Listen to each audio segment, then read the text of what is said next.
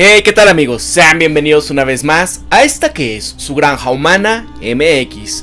Bien, quiero presentarles un tema bastante interesante y es una situación que, claro, es para entender un poco de estas reflexiones sobre cómo no hay paz en este planeta. Cómo es que todo lo que estamos viendo a nivel internacional, a pesar de todas estas instituciones que se crearon después de la Segunda Guerra Mundial, que si la ONU, que si Bretton Woods para empezar a cambiar la economía mundial, todo esto que el Fondo Monetario Internacional, el Banco Mundial, todo esto que se creó de un mundo basado en reglas, hoy en día no han traído la prosperidad, la eliminación de las confrontaciones entre las naciones y no ha acabado para nada con todo lo que llamamos imperialismo, que ahora es, bueno, llega la democracia. Es en realidad así como está sucediendo. Veamos lo que está pasando en Medio Oriente, veamos esto que a inicios de los 2000, ¿por qué fueron esas intervenciones realmente? ¿Qué está pasando ahora en América del Sur y donde estamos viendo una enorme situación que se está gestando? Ya lo han visto en Bolivia, ya lo vivieron en Perú, ahora lo van a empezar a vivir en Argentina y vamos a ver toda una situación terrible y lo que está pasando también en la Guyana, ¿no? Pero vamos a ver, ¿qué reflexiones hay sobre esta otra tregua y por qué todavía no hay paz en la tierra? Un artículo de David Stockman, amigos, y bueno, yo también les pido a ustedes que si pueden apoyar este canal, lo pueden hacer a través de mi Patreon, aquí está la dirección. Muchas gracias a todos y al igual que Liu Vaya, que también ha sido sancionada por este tema de hablar de situaciones como las que estamos tratando acá. Pues bueno, si ustedes pueden apoyar este canal, se los solicitaría a través de mi Patreon, www.patreon.com/LaGranjaHumanaMX. Ahí me pueden apoyar y muchísimas gracias a todos mis mecenas por apoyarme. ¿Qué va a pasar? Pues bueno amigos, prepárense.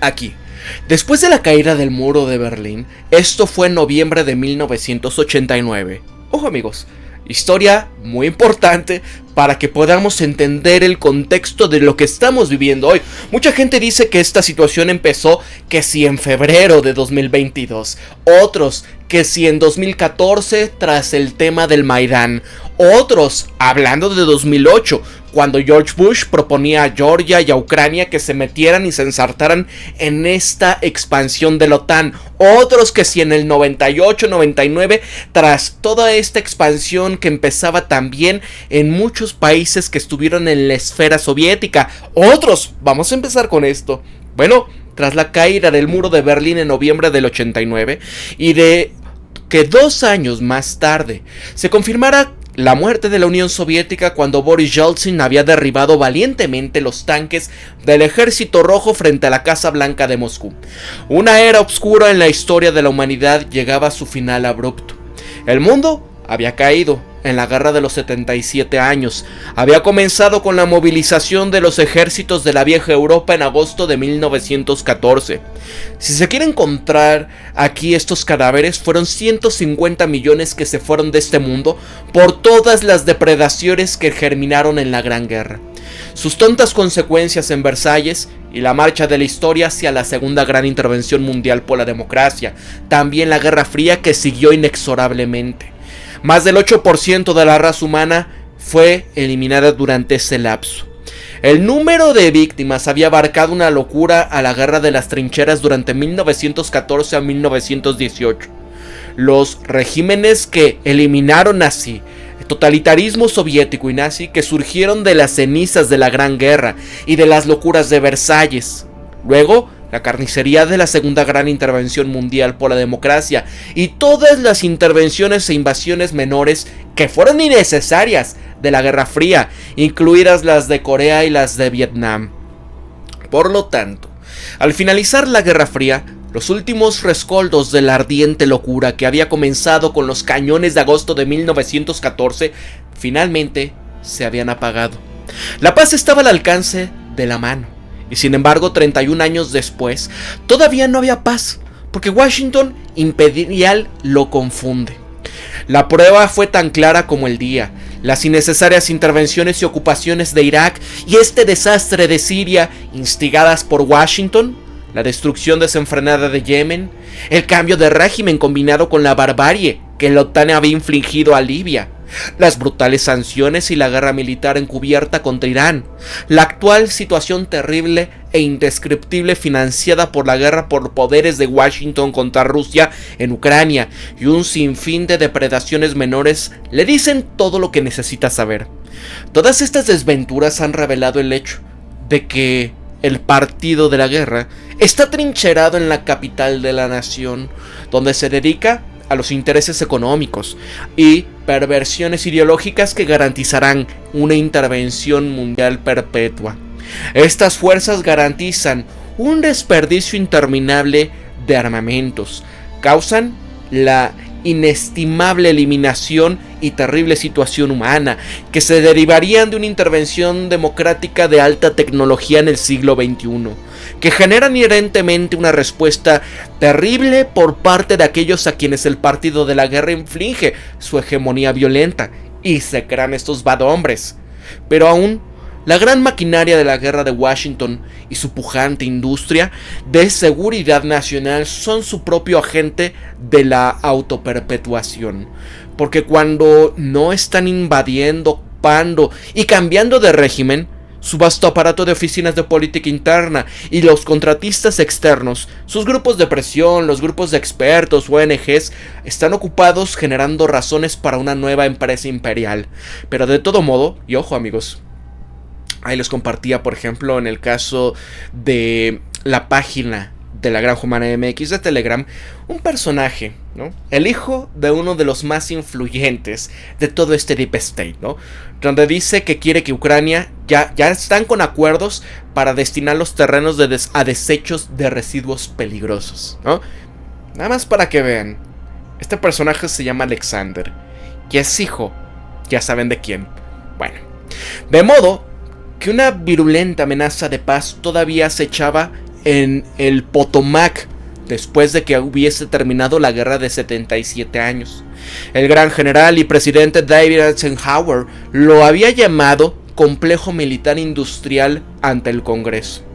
Y en ese borrador del discurso de despedida, esa memorable frase había sido abreviada por los redactores de sus discursos, quienes eliminaron la palabra congresista en un gesto de cortesía hacia el poder legislativo.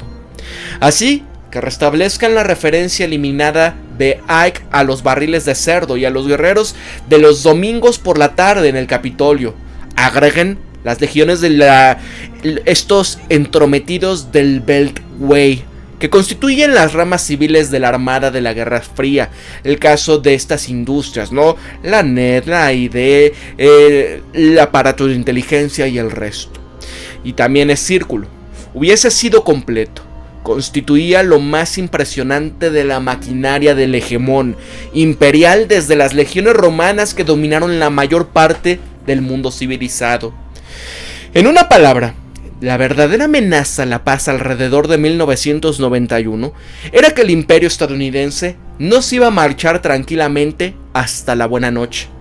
De hecho, durante los últimos 31 años en Washington imperial, ha perdido toda memoria de la paz alguna vez fue posible al final de la Guerra Fría. Hoy es tan irresponsable, equivocado y sediento de sangre como lo fueron Berlín, París, San Petersburgo, Viena y Londres en agosto de 1914.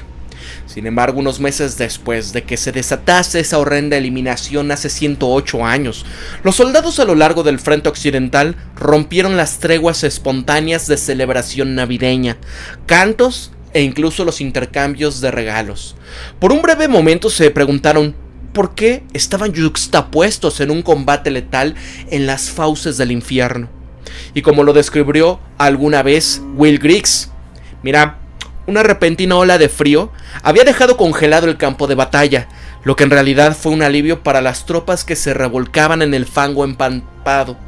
A lo largo del frente, las tropas habían salido de sus trincheras y refugios, acercándose unas a otras con cautela. Luego, con entusiasmo a través de la tierra de nadie, se intercambiaron saludos y apretones de manos, y al igual que regalos encontrados en paquetes de ayuda enviados desde casa. Los souvenirs alemanes que notablemente se habrían obtenido solamente a través del derramamiento de sangre. con cascos Pickelhaube, con púas a las hebillas del cinturón de Gottmith se intercambiaron también estas baratijas británicas similares. Se cantaron villancicos en alemán, en inglés, en francés, y se tomaron algunas fotografías de oficiales británicos y alemanes uno al lado del otro, desarmados y en tierra de nadie, ¿no? Miren, es más, vamos a poner esa imagen que se está comentando, ¿no? La tregua del invierno. Ustedes vean, incluso por ahí hay algunos videos donde se están dando la mano, se están saludando, ¿no? Y dicen, oye, miren esto. Bueno, la verdad es que no hubo ninguna buena razón para la Guerra Fría. El mundo había caído en una guerra basada en narrativas falsas y en imperativos institucionales de los planes de movilización militar, alianzas y tratados dispuestos en una maquinaria apocalíptica y pequeñas maniobras diplomáticas y cálculos políticos a corto plazo. Sin embargo, fueron necesarios más de 3/4 de siglo para que todos estos impactos y los males consiguientes fueran eliminados de la vida del planeta. Sin embargo, esta vez no se ha recuperado la paz que se había perdido la última vez, y por las mismas razones. Los historiadores van a poder nombrar fácilmente a los culpables de hace 108 años. Estos incluyen el plan de Estado alemán para la movilización relámpago y un ataque en el frente occidental llamado Plan Schlieffen, y la incompetencia y las intrigas en la corte de San Petersburgo. La obsesión de toda la vida del jefe del Estado Mayor austriaco Konrad por la conquista de Serbia, el irredentismo antialemán del presidente francés Poincaré debido a la pérdida de 1871 de su provincia natal, Alsacia y Lorena, y la camarilla sedienta de sangre en torno a Winston Churchill, que había obligado a Inglaterra a una intervención innecesaria, entre muchos otros. Y dado que este casus belli de 1914 fueron criminalmente triviales a la luz de todo lo que se extendió a través de entonces, sería bueno nombrar a las instituciones y las narrativas falsas que habían bloqueado este retorno de la paz en la actualidad. El hecho es que los impedimentos son incluso más despreciables que las fuerzas que aplastaron las treguas navideñas hace un siglo. El Washington imperial, que fue la nueva amenaza global. Hoy no hay paz en la tierra por razones principalmente arraigadas en el Washington imperial, no en Moscú, Beijing, Teherán, Damasco, Mosul o los escombros de lo que queda de Raqqa.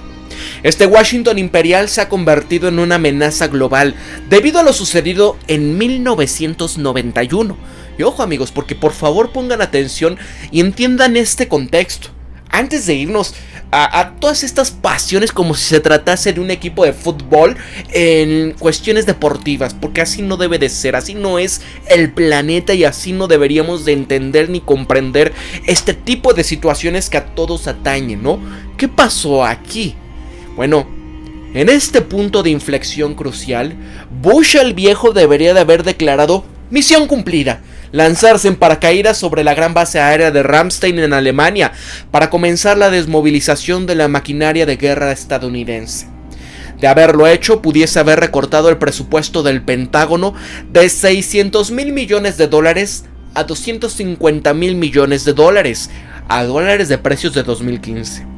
Desmovilizaba el complejo militar industrial, imponiendo una moratoria sobre todo desarrollo, adquisición y venta de exportación de nuevas armas.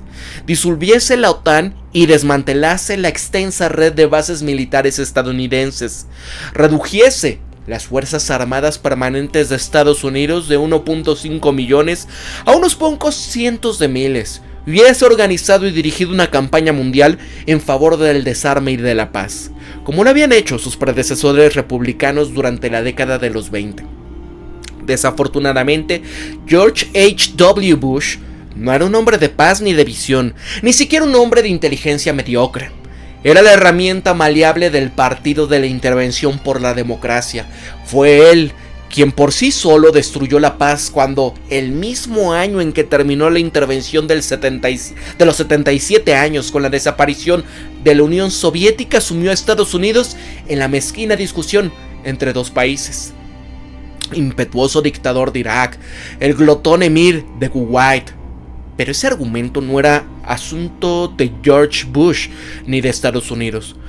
Por el contrario, aunque los historiadores liberales han vilipendiado a Warren G. Harding como una especie de político tonto, él entendió muy bien que la Gran Guerra había sido en vano, que para garantizar que nunca volviese a suceder, las naciones del mundo necesitaban deshacerse de ella, de sus enormes armadas y ejércitos permanentes.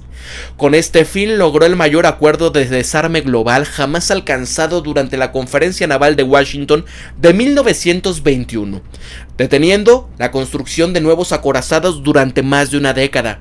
E incluso entonces esta moratoria terminó solo porque los vengativos vencedores en Versalles nunca dejaron de vengarse de Alemania. Y mientras tanto, el presidente Harding también perdonó a Eugene Debs.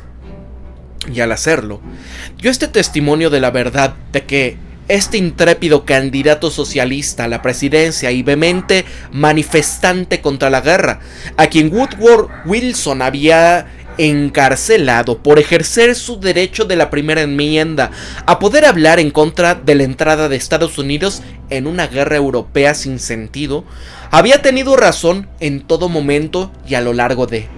En resumen, Warren W. G. Harding sabía que la guerra había terminado, que la locura de la inmersión de Wilson en el baño de sangre de Europa de 1917 no tendría que repetirse bajo ningún concepto. Pero no George H.W. Bush. Nunca se debió perdonar a este hombre por permitir que personas como Dick Cheney, Paul Wolfowitz, Robert Gates y su manada de chacales neoconservadores llegaran al poder.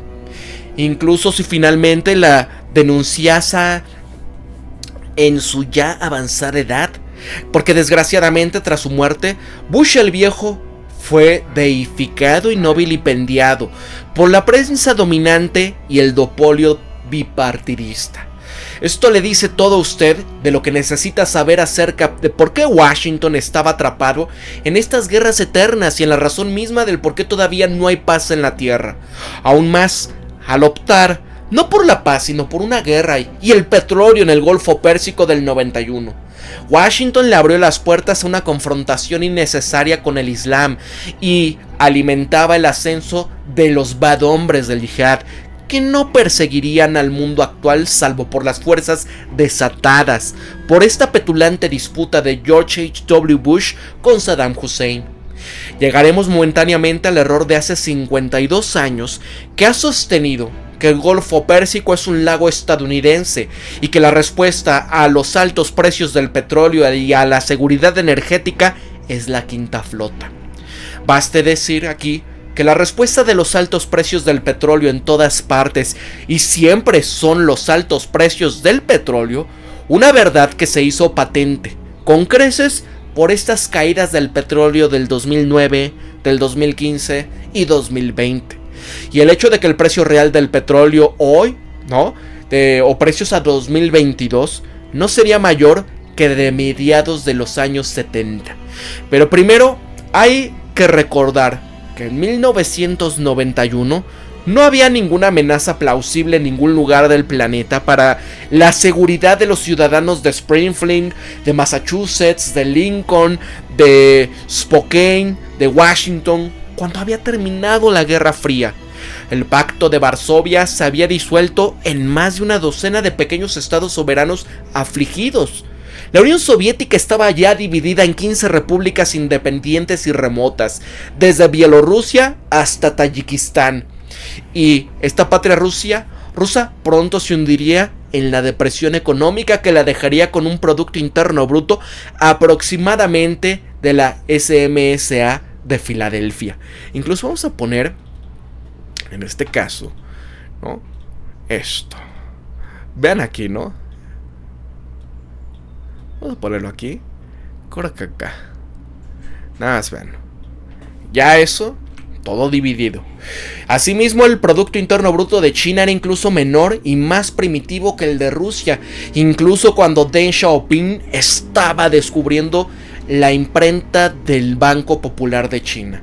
que le permitiría convertirse en un gran exportador mercantilista. Una incipiente amenaza china a la seguridad nacional nunca estuvo entre las cartas, porque después de todo, fueron los 4.000 Walmart en Estados Unidos de los que dependió inexorablemente la prosperidad del nuevo capitalismo rojo, y de los que en última instancia se ancló el gobierno de los oligarcas comunistas en Beijing.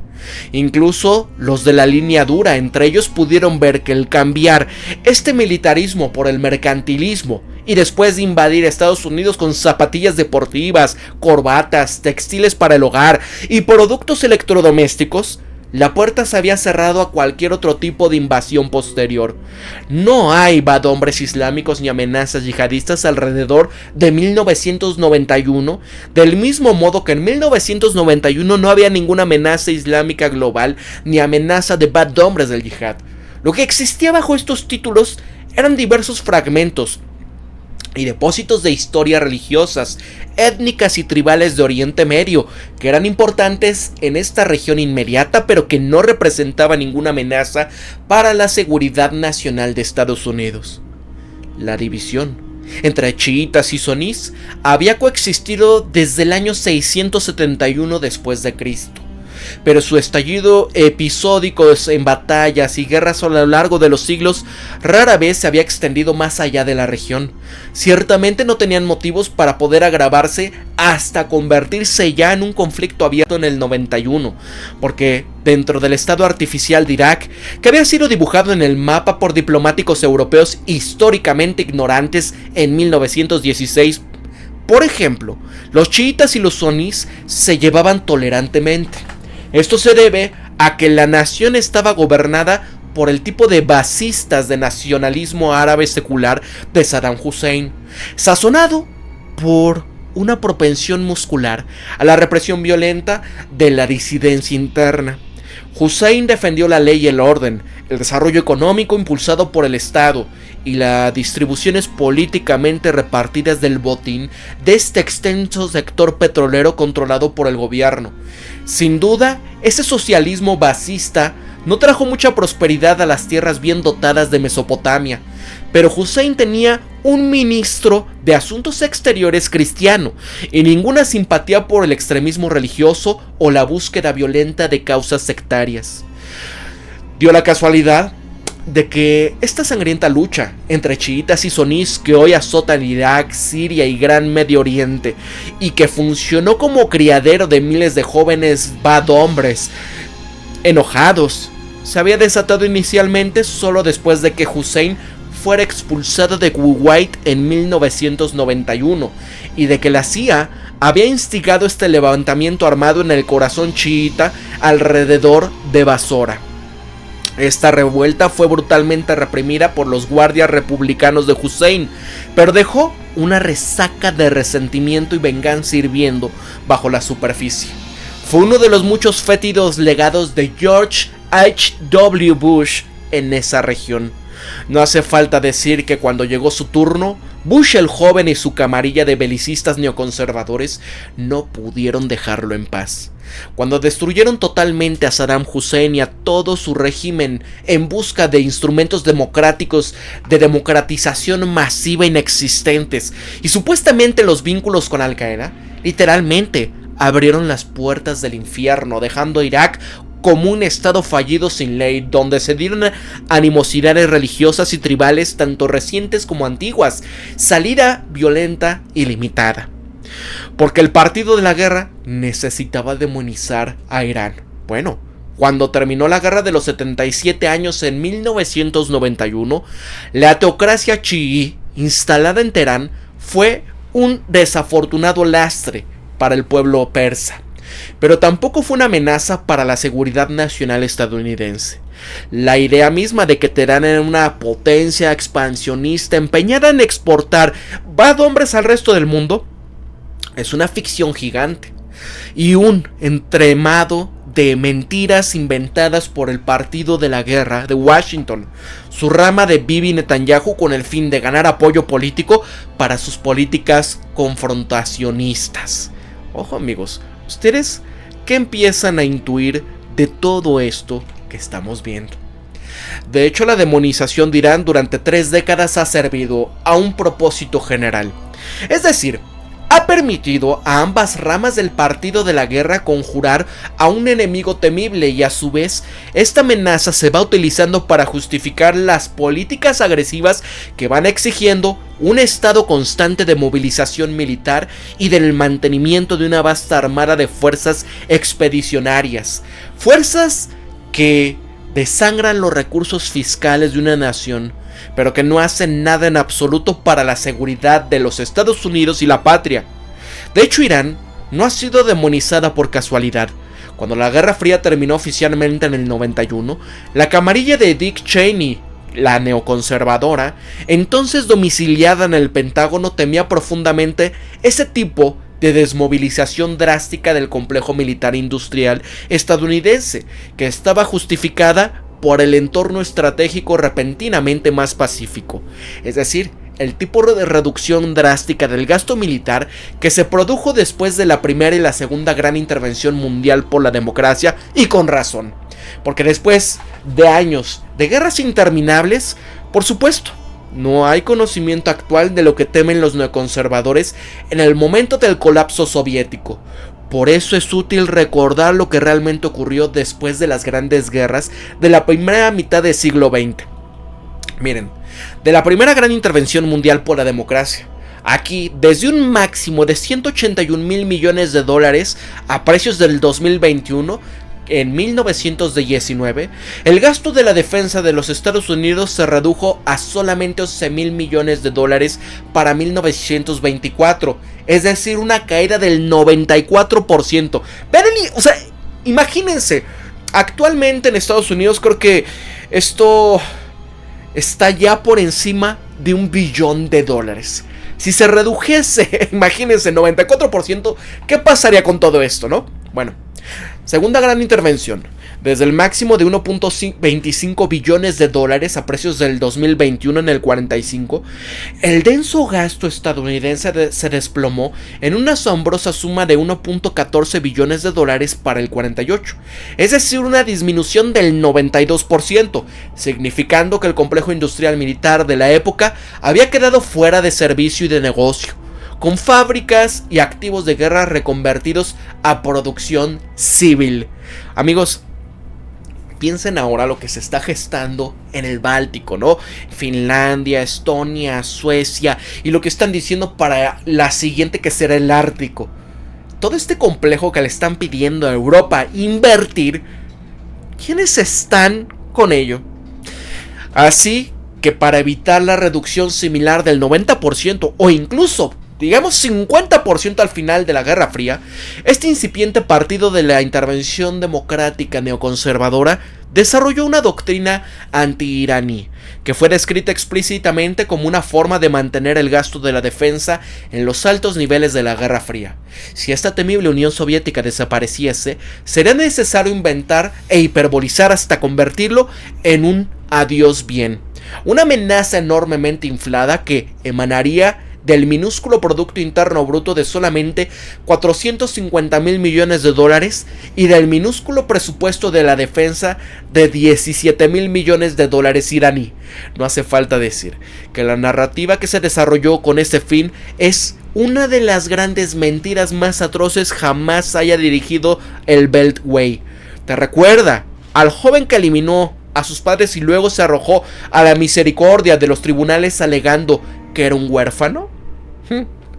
Es decir, durante la década de 1980 fueron en realidad los neoconservadores de la administración de Reagan quienes emitieron esta fatwa original, una fatwa contra la República Islámica de Irán basada en la hostilidad retórica hacia Estados Unidos. Y sin embargo, esa enemistad se había basado en el apoyo de Washington durante 25 años de ese régimen tiránico e ilegítimo del Shah, y constituyó una narrativa fundacional de la República Islámica que no fue muy diferente del castigo revolucionario de Estados Unidos al rey Jorge. Ahí los iraníes tenían un caso que está fuera de toda duda. Los archivos abiertos de Estados Unidos han probado ahora que la CIA había derrocado un gobierno democráticamente elegido en Irán en 1953, colocando al absolutamente inadecuado y megalómano Mohammad Reza Shah Pahlavi en el trono del pavo real, para poder gobernar como un títere en nombre de los intereses petroleros y de seguridad de Estados Unidos. Ojo amigos, si les gusta este tipo de información, yo les pido de favor, si pueden apoyarme aquí a través de mi Patreon, se los agradeceré de todo corazón. Miren, durante décadas siguientes, el Shah no solamente saqueó masiva y descaradamente a las fuerzas de la nación persa, y es que con la ayuda de la CIA y del ejército estadounidense, también crearon una brutal fuerza policial secreta conocida como Sabak. En comparación, esto último hacía que las Stasi de Alemania Oriental parecieran civilizadas. Irónicamente, entre sus muchas locuras grandiosas, el Shah se había embarcado en una campaña civil masiva de energía nuclear en la década de los 70, que preveía literalmente pavimentar el paisaje iraní con docenas de plantas de energía nuclear, utilizar los crecientes ingresos petroleros de Irán después de 1973 para poder comprar todo el equipo necesario de las empresas occidentales y también de servicios de apoyo al ciclo del combustible, como el enriquecimiento de uranio, con el fin de proporcionarle a su reino energía barata durante siglos. Amigos, esto mismo intentó Jolopo en México, es decir, José Humberto López Portillo. Estados Unidos impuso el embargo de uranio a México. Evitó que Francia y Japón se acercasen siquiera a ayudarnos en ello, ¿no? Había más de 20 plantas que estaban planeadas para producirse hoy en día, amigos. Pero bueno, así es el hegemón. Así que en el momento de la revolución, la primera de estas plantas de Bushehr estaban casi terminadas. Pero todo el grandioso proyecto quedó en suspenso en medio de la agitación del nuevo régimen y el inicio de la guerra de Saddam Hussein contra Irán en septiembre de 1980. Como consecuencia, un depósito de $2.000 millones languideció en la agencia nuclear francesa, que originalmente lo había obtenido del Shah para financiar un aumento de su capacidad de enriquecimiento para abastecer su batería de reactores planificada. De hecho, en ese mismo contexto, el nuevo régimen iraní demostró de manera bastante dramática que no estaba empeñado en obtener instrumentos de democratización masiva ni de otras armas de destrucción. En medio de la invasión no provocada de Irak a Irán a principios de la década de los 80, Ayatollah Khomeini emitió una fatwa contra la arma biológica y química, y sin embargo en ese mismo momento Saddam estaba lanzando sus propios terribles instrumentos químicos sobre estas fuerzas de combate iraníes. Algunas de ellas eran adolescentes apenas armados, y con la ayuda de satélites de seguimiento de Estados Unidos y el consentimiento de Washington. Así que desde el principio, la postura iraní fue totalmente contraria a esta interminable tormenta de acusaciones falsas del partido de la guerra sobre la búsqueda de los instrumentos nucleares. Pero por más ignorantes y medievales que fueran sus opiniones religiosas, la teocracia que gobernaba Irán no estaba formada por belicistas dementes. En ese fragor de la batalla de la supervivencia nacional, estaban dispuestos a eliminar sus propias fuerzas en lugar de violar sus escrúpulos religiosos para contrarrestar armas químicas de Saddam. Y así llegamos a cómo Washington inspiró el mito del programa secreto de instrumentos de democratización masiva de Irán. Bueno, luego, 1983. El nuevo régimen iraní había decidido completar la central eléctrica de Bushehr, algunos elementos adicionales del gran plan nuclear civil del Shah, pero cuando intentaron reactivar el contrato francés de servicios de enriquecimiento y comprar este equipo necesario para poder tener centrales eléctricas a los proveedores alemanes originales, Washington los detuvo en seco. Y cuando intentaron recuperar estos depósitos de $2.000 millones, también se los negaron tajantemente. Es decir, amigos, les robaron. O sea, ¿cuándo hemos estado viendo esta misma técnica, no? ¿Qué ha pasado en Venezuela con su oro que estaban en las bóvedas de Inglaterra, ¿verdad? Vamos a dejarlo aquí para hacer una segunda parte, amigos. Ustedes díganme qué opinan de toda esta situación, del por qué no hay paz en el mundo. Para la Gran Humana MX se despide Pablo, y por favor les pido de favor si ustedes pueden apoyarme a través de mi Patreon, www.patreon.com/La Gran Humana MX. Me pueden apoyar desde $1, o que es lo mismo como 16 pesos mexicanos.